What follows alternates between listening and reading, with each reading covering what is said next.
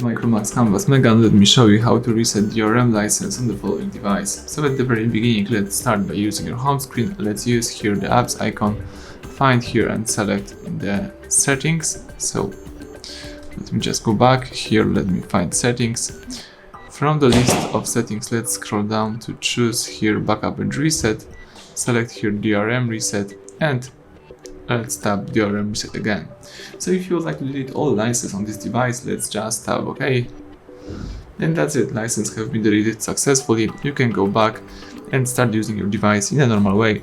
So thank you for watching, please subscribe our channel and leave thumbs up under the video.